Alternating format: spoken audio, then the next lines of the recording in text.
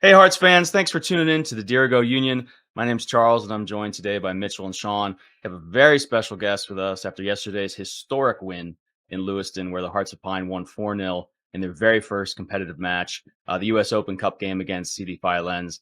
And I'm thrilled, absolutely thrilled to introduce our guest, the man, the myth, the legend from London, our very own number 10, Mr. Ollie Wright. How you doing today, Ollie, after yesterday? How you feeling, man? I'm good. The legs are a little bit tired, but no, I'm feeling good. Like I was just saying, massive to finally get that first one out of the way. It was a nervy one because we're playing against an amateur team. We're thinking, "Oh, we can't lose, we can't lose." So the fact that we had an emphatic 4-0 win is huge. It settled the nerves for everyone. But yeah, no, legs are a bit heavy this morning. That's for sure. I think it's safe to say that you're already a legend among the crowd, and you've already after yesterday's game especially. I think that did so much to create a bond between the players and the fans, and I want to thank you guys for coming over, for celebrating with us. We got a taste of that in Hartford with you. I will never forget that, and I will never forget when Nathan Messer ran over yesterday. It was Yeah, fabulous. yeah, no, that was a great experience. I mean, for us, like for players at our level, I think there's two things. Like when we're kids, right? We all want to be soccer players. The first thing is to earn the money that Ronaldo and Neymar and Messi are earning, like hundreds of thousands of dollars a week. And the second thing is to be playing in front of massive support. Obviously, we're not earning that sort of money, unfortunately. So the next best thing is to be playing in front of thousands of people that are cheering your name and supporting you every step of the way. So we can't thank you guys enough because it really makes us feel like we're we're part of something special. If there was 25 people out there supporting, it wouldn't have that same feel. So the fact that we can play in front of you guys week in week out is something that we're really excited about. Obviously, it's the first time that a lot of these folks have really been able to experience this level of soccer. As somebody who has experience in MLS Next Pro and in the championship in the past, how did Lewiston Night One compare to your other experiences in the American soccer landscape? Oh, it's right up there without a doubt. We knew as well. Bobby was kind of preparing us all for there to be thousands of people out there, and like I was saying earlier, we got a lot of young guys on the team, so he was kind of just emphasizing, don't play the occasion, just play the game. It's a normal game, but in terms of the atmosphere, it was right up there. I was with a new team with Huntsville. We're a brand new team in 2023, so I kind of compare it to that of the buzz around the city. The buzz had been there for a couple of years leading up to it, and it was no, it was a special night for sure. One that I won't forget in a rush. That's 100% sure.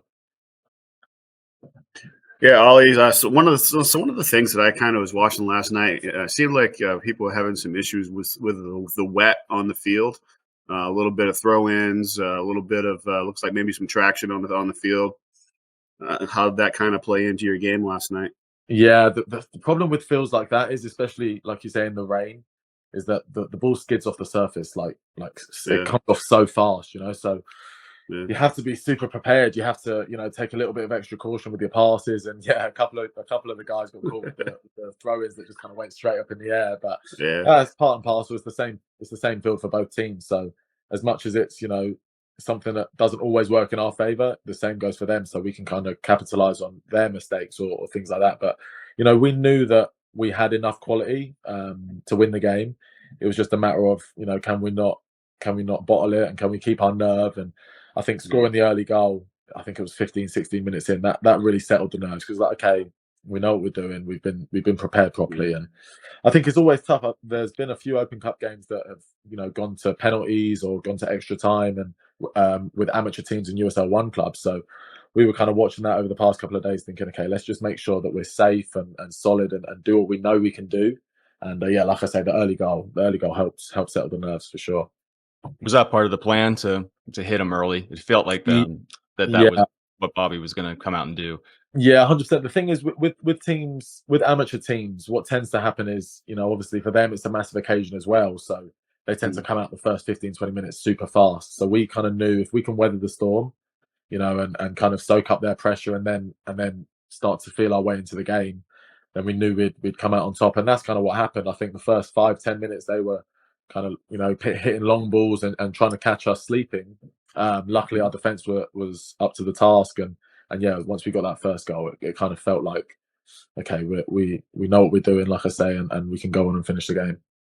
That makes so much sense to hear you say that, because actually I was kind of taken aback. I was telling either Sean or somebody else after the first half, because obviously it ended really well, but I was like, I was surprised. It felt like we were reacting more to them than the Yeah, other way around, which isn't what I expected, but it makes perfect sense. So I yeah, hear and you say that. I've been on the other side of the coin as well. Like when I was in college, we'd occasionally play professional teams in spring matches or friendlies, and for us it was our World Cup final. You know, there's opportunities to showcase yourself in front of the coaches, and you never know what can happen from one good performance. So you kind of come into it with that extra 10-15% of like, okay, if I give it my all, you never know what can happen. So like I said, we knew that they were going to come with that energy. And we just had to match it, and I think we did. And I think obviously the fans helped us bring that, you know, that level up as well. So Yeah. So to Absolutely. go ahead, Sean. Sorry. Okay, so to kind of what Charles' point is, with trying to kind of go up against an amateur team that's going to bring in that first 15, 20 minutes. Like, I was just interested, like, what was the biggest adjustment that you guys had to make on the fly, knowing that you're going in there with Bobby's plan and what he wants you guys to do out there and stuff. But as any other game, and certainly soccer is no different. You gotta have to make adjustments on the fly sometimes. So, like, Yeah. what was the biggest thing that you guys had to do out there on the fly to adjust to CD Faialense?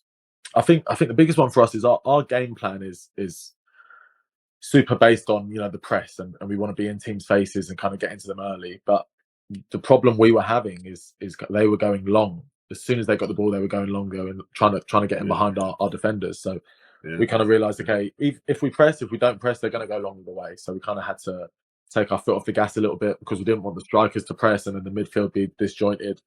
So we kind of had to work that out. But something Bobby, his philosophy, I guess, if you want to call it that, is like he gives us tactics, you know, Monday to Friday or during the week to focus on and try and do. But that's it's not always set in stone, because, like you say, soccer's a game where it can change as it's going. So he kind of gives us the freedom to, you know what, we're all professionals.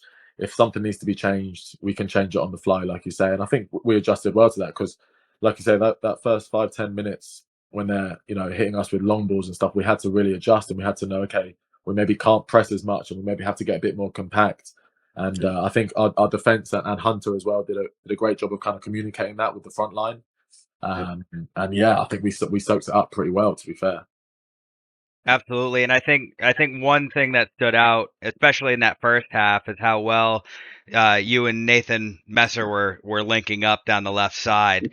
I know Rob was very curious. He couldn't slip out of work to make it today. But is that something that we're going to be? Sorry, Rob. Is that what we're going to be seeing throughout the season? Is the Messer Wright link up on that left side? Yeah, 100%. I think even from day one of preseason, when we started playing together, we kind of just had that natural link up. And you have that with players sometimes, you know. But yeah, me and Nathan understand each other's game really well.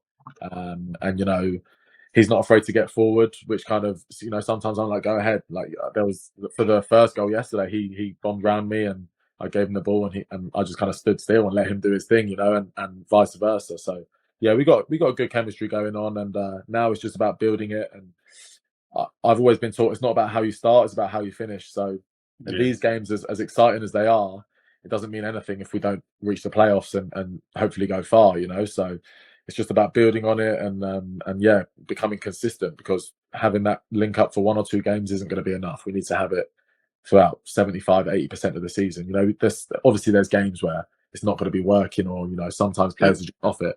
But yeah, we can make it consistent, then I think we can be a real threat. How do you feel about having your first competitive game be a cup game, not even at our stadium? Like, I think it worked out to be pretty special, actually, because as opposed if your first game was the Naples game, then you don't have that Maine connection. So, like, from a fan perspective, it's pretty cool to get that game, have it be a cup game. It's you know, it's happening before the inaugural season game, and you have all the Maine fans there. So I'm sure you guys probably feel the same way, but I figured I'd ask. Yeah, no, 100%. I think for me, when the schedule comes out, I'm always interested in the first and last game. I want the first game to be at home, and the last game to be at home, so you can kind of say hello to the fans and say goodbye to the fans.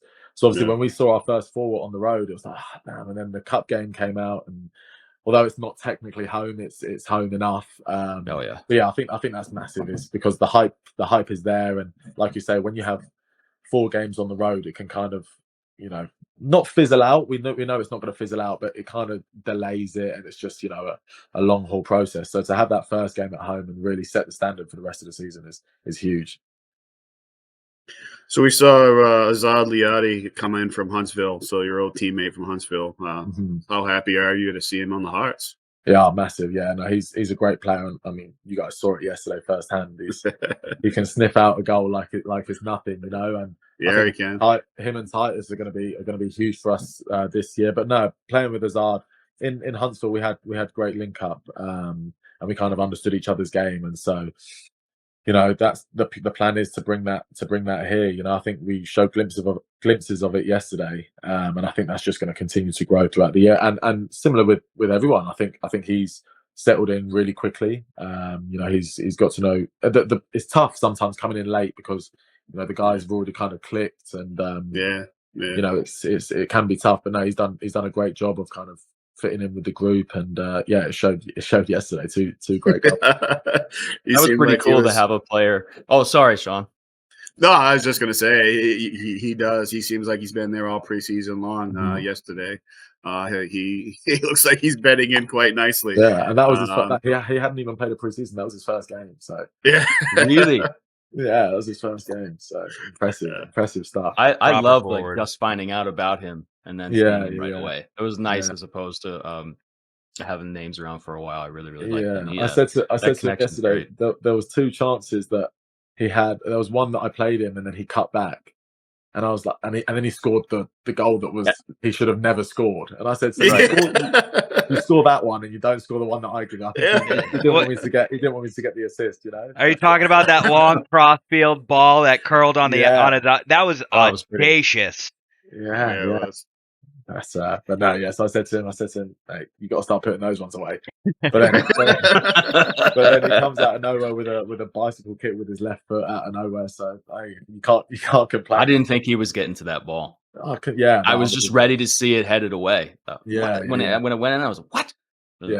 Crazy. Yeah, no, but he's got that in his locker. Even at Huntsville, he showed he could score all types of goals, whether it's headers, whether it's left foot, right foot. Tap-ins, worldies. He can score all types of goals, and that's what you need in a striker. Someone that can, in a blink of an eye, come up with something magic. And I think him and Titus, and even guys, Jake Keegan, Mickey Riley, like we got so many players that are Evan Southern. We got so many guys that are like, capable of moments of magic, and that's going to be huge for the season. Because there's injuries, there's suspensions that are they're inevitable. So it's kind of like a next man up mentality that we've got. Absolutely. And the veteran leadership that with these last few signings, like Keegan coming in, a journeyman in the league, proven goal scorer, and on a team that's on average one of the younger ones in the league, I think that's gonna play a huge part in bringing us up to that next level throughout the year. So it doesn't go unnoticed. No, 100%. I mean, like you said, we got a lot of young guys, a lot of rookies that kind of don't know what it's like. Obviously great players, but don't necessarily know what it's like to play at, I don't know, Spokane away when it's a rubbish game. It's kind of nitty gritty, and you just kind of need to grind out even to get a tie or to get a win, and sometimes it's not necessarily ability that's going to get you through that. It's just experience of knowing the game and knowing, little things. And yeah, Jake definitely gives us that level of experience that kind of brings us up, Yeah. So did you guys Oh, go ahead, Sean. Yeah, so one thing that I noticed there a little bit there last night, Ollie kind of had a couple knocks on a couple guys. I see Jaden was kind of getting his ribs tenderized out there a little bit. He was down and shortly went out. And I saw Camacho, unfortunately, went down relatively early from after he got subbed in, and he didn't return. You guys had to play with 10 men the rest of the way. How's everyone doing? Yeah, I think it's part and parcel of the game. There's knocks and little niggles that go on throughout the season. In general, I think I don't think it's anything too serious. It's just sometimes you just can't carry on. I was cramping up in like the 85th minute, and I was saying, Bobby, can I get a sub? He said, no, we haven't got enough subs, and I was like, oh, okay, that's fine. I'll have to make do. But I think sometimes it's best to, in Sam and Jaden's case, it's best to better be safe than sorry. We're up 3 or 4-0 at the time. It's like, give them a rest. There's no point in pushing them through when it's not really going to make a massive difference to the scoreline, and keep everyone fresh for Naples next week. Yeah. How big in the conversation has the cold been with players playing this far north? Huge. Yeah. Even when I signed, I called my dad and said, "Oh, it's Cold. I've signed for Portland Pine," and he was like, "Portland, where's that?" And I was like, "Yeah, right up north, like above New York, above Boston." Yeah. And he was like, I don't know if I'm going to be visiting until late summer. I was like, yeah, no, I get it. And like when I was back in England, I was every day checking the weather app and seeing what the weather was like in Portland. It was like, I'm not sure the Fahrenheit comparison, but it was like -17 Celsius, and I was like, oh Right. God. I was kind of happy that my visa was delayed a little bit, so that I had a few extra weeks of the cold, because as soon as I got here, we jetted off straight to Orlando in the sun. So I was like, yeah, it's not too bad. This is nice. Yeah, but it's not. Honestly, it's a refreshing cold. Like I spend a lot of the days in like shorts and a t-shirt, because although it's cold, the sun's out, and so it doesn't feel as cold as it actually is. So there you go. It's not as bad as it seems, to be honest with you. And we lucked out yesterday because the potential for it to be much colder and snowing. Yeah. Like it was a warm 40 degrees, even though it wasn't. It was rainy. But even today's weather is horrible. It's so horrible. Gloomy outside. So thank God that the kind of rain stayed away, and it managed to be relatively clear yesterday. That's true. Are there any moments or any players that really stuck out to you yesterday? Because I can't wait to tell you who the man of the match was in the Union. I think for me yesterday, I've been impressed with everyone throughout preseason. I think we've got a great group dynamic going on, but I was really impressed with Hunter, first of all, because he really, our defense is so strong that he hasn't really had too much to do, him or Cash, throughout preseason. They've kind of been relatively untested. So yesterday Hunter got called on a couple of times, even late on in the game, and to see late on, especially to see that he's staying focused is huge, and something that gives obviously our defense a lot of confidence. Also, obviously Walter banging the first goal and in club history on his birthday. And no, I think in general everyone just had I think everyone bought it yesterday, and it can be difficult coming to the first game and being like, the nerves and the excitement can kind of get the better of you. But I think everyone bought their A game yesterday for sure.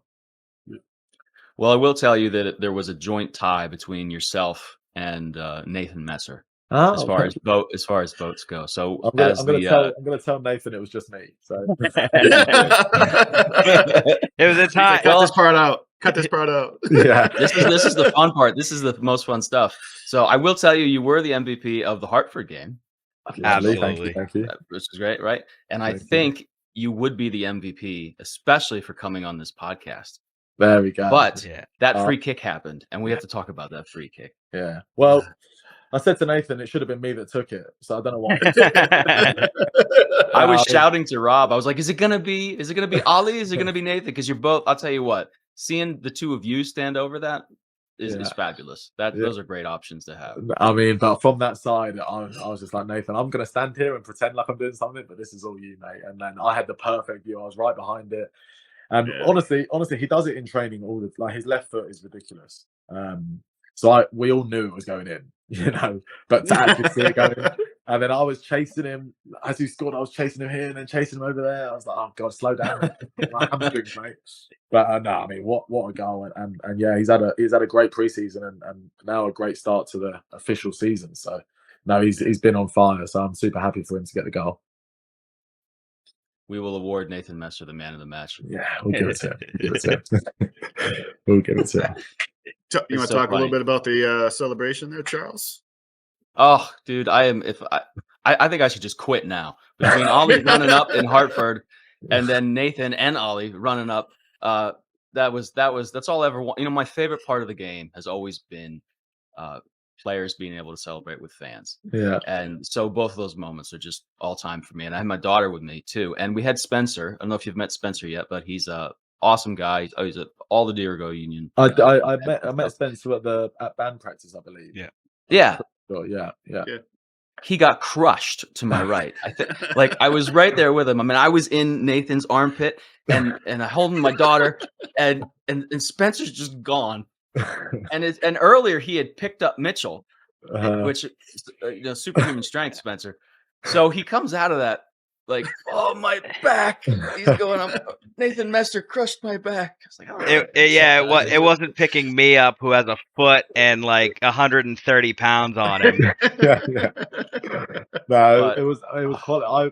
Obviously when Nathan started running towards you guys, I was like, this is going to be something. This is going to be something special. So no, it was. I mean, it was brilliant. And like I was saying to you guys earlier, like that's what we dream of as players too, is to have those experiences and have those fan interactions, because I mean it doesn't last forever, and it's not going to be every club you go to. Some clubs, like you say, when I was at Huntsville, we would play, obviously we're in MLS Next Pro, so you play a lot of MLS second teams. For example, we'd go to Inter Miami 2, for example, and there was like, you know, a couple hundred people in the crowd, and we're playing in a 40,000 seater stadium, so you can't even hear anything really. So to go from echoing. yeah, exactly. So to go from that to the atmosphere that we had yesterday, and like you said, Nathan being able to celebrate in front of you guys and with you guys is massive, and I just don't think it's something that can really be topped, you know. Absolute Those limbs. connections. And we were getting messages or like monitoring like the Lewiston community chat. People were saying they heard us from like a half a mile away, a few blocks down the street, down near Gritty's. So I love it. That was loud. That clap that you guys do, that's top. We love that one. That's a great one. it's easy. No, It's That's easy. what I wanted to hear. What are the players like so far? This is great. So the players, I'm getting a lot of stick about the Ollie Wright chant. I love it. the players are singing it in the locker room as well. That's a good one. The Jalen Jones Riley one is a fan favorite, is a team favorite. The clap's brilliant. What is that? It's because I've seen like Iceland national team do it a lot. Is that like a what? It's called the skull. It's called the skull clap. But you know, when we were, that was one of our first chants that we really kind of worked out, and that was just like thinking of a heartbeat and the heartbeat ramping up as we get closer to kickoff, and those moments where we need it, and just switch it out for hearts, and you have something easy to follow along to and get people doing for a few minutes. So yeah, we were saying if we can get at that Fitzpatrick opener, if we can get the whole crowd doing that, that'll be unbelievable, you know. Oh yeah. But no, I mean, it was electric yesterday. Even from like I said, the warm up, it was like we all came in after the warm up and we're like, damn, that was something, you know. So no, massive thanks to you guys, because without you guys it wouldn't be possible. So we really do appreciate it, honestly. We'll be traveling definitely to the Jägermeister Cup matches, and we have a good solid crowd coming down to Naples next week. We have about 75 people just in the DU coming down, so we're gonna keep that same energy.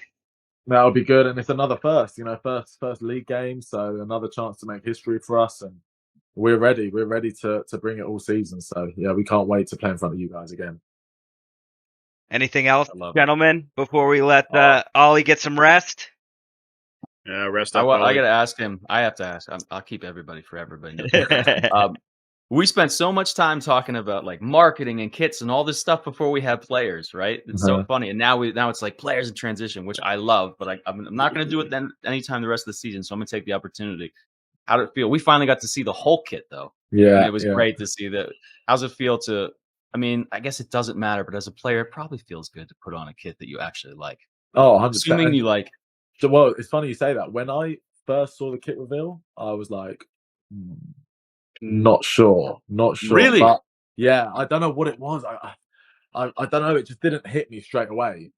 But then as time was going on, I was like, actually, do you know what? I actually do kind of like it. And then to see it with the full kit yesterday, with the socks and the shorts, I was like, yeah, okay, this is unbelievable. And then the away kit as well. I'm not too sure what socks and shorts we're wearing with the white kit yet. So that'll be interesting. But no, the full kit yesterday was very nice. I like the stripy socks to match the jersey. It was chef's kiss. No, it's very nice, very nice. But yeah, I wasn't a fan at first. I was like, because I guess a lot of the reason you guys like it is because it resonates with the state of Maine, right? I presume. It's very Maine, yeah. Maine. So obviously, me not being from here, I didn't kind of understand it, I guess, at first. but yeah, it just kind of grew on me. I don't know what it is. Yeah, it grew on me, and I love it now. I've got to get a few for my mum and dad are saying they want a jersey, a home jersey. I've got my mum one, so I've got to get my dad another one. So I've got to pay for that. I love the video, the content the club's putting out. You know, or I love the video of you in the store. Yeah, shopping, and I love the camaraderie, seeing you guys on the team bus, singing songs. You know, it looks like the camaraderie is pretty good already. Oh, it really does. 100. And the media team do a great job of that as well, because I think what's important is for you guys to feel connected to us as well. And sometimes clubs don't do a great job of that. There's a massive disconnect between the players and the fans. Whereas I really feel like we feel like one big club, you know, and everyone's kind of got input from all angles. You know, the players obviously doing their thing on the pitch, but then you've got the front office, you've got the fans, you've got Bobby, you've got everyone kind of bringing into this one massive project. And hopefully it can create something really special come end of October, November time, and we can be lifting some silverware, whatever silverware it may be. But yeah, that's the plan, and we feel confident, you know, because we've got a fearless group. Who knows what can happen? Who knows? We'll see. But it's got off to a good start, that's for sure. That's amazing. Ollie, thank you so much, man, for really taking the time. And a personal thank you as well. My daughter, 9-year-old daughter, was with me last night, and as we were leaving the stadium, she said, "Hi, Ollie." She saw you. And you turned and waved to her and said hello, and you just made her millennium, man. I love it. I love it. We had such a good time. So thanks for being a great player, but also for being a hell of a guy. Like, absolutely. You know, thank you guys as well. We really do appreciate it. And speaking for the rest of the team as well, you know, long may it continue. So thank you guys. Absolutely. Thank you. Thanks, Ollie. Thank you. Thanks, Ollie.